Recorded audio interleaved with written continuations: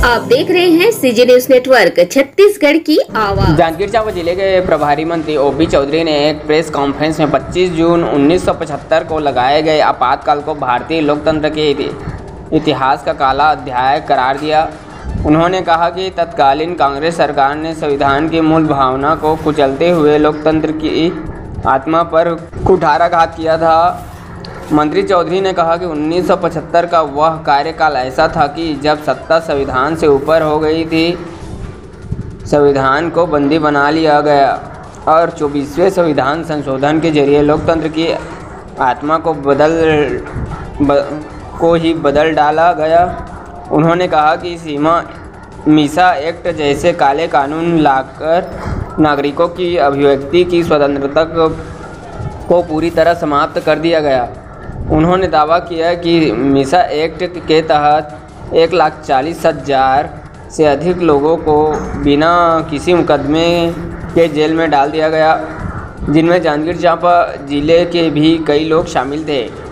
छत्तीसगढ़ में भी आपातकाल का असर। प्रभारी मंत्री ने छत्तीसगढ़ विधानसभा में नेता प्रतिपक्ष चरणदास महंत पर निशाना साधते हुए कहा कि महंत आपातकाल प्रेरित सोच के प्रतिनिधि हैं। हाल ही में उन्होंने मानसून सत्र में लाठी ले जाने की बात कही थी, जो उनकी तानाशाही सोच को दर्शाता है। सीजी न्यूज नेटवर्क के लिए ब्यूरो रिपोर्ट जांजगीर चांपा। जनता से धोखे का पूरा स्पष्ट हमारे देश के लोकतंत्र के इतिहास में सबसे काला अध्याय अगर कोई आया था तो आपातकाल का दौर था, जब कांग्रेस ने श्रीमती इंदिरा गांधी जी ने देश पे आपातकाल लागू किया था।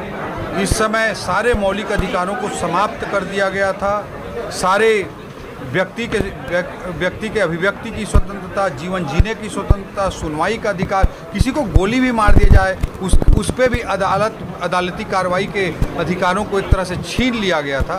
ऐसा दौर आया था। ये व्यक्ति पूजा की, परिवार पूजा की चरम पराकाष्ठा का दौर था, जब कांग्रेस के लोग कहते थे Indira is India and India is Indira. इस तरह की स्थिति उन्होंने निर्मित की थी। इसके अलावा 100 के लगभग बार 356 लगाकर चुनी हुई सरकारों को भी कांग्रेस ने हटाकर लोकतंत्र की हत्या करने का प्रयास किया। इस तरह से भारत के लोकतंत्र को कुचलने का काम कांग्रेस ने किया था।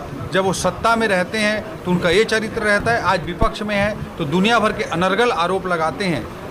इन सब विषयों को रखते हुए कल लोकतंत्र हत्या दिवस के रूप में भारतीय जनता पार्टी मनाने जा रही है, और ताकि भारत देश की जनता जनार्दन के समक्ष लोकतंत्र के हत्यारी कांग्रेस के असली चेहरे को उजागर किया जाए।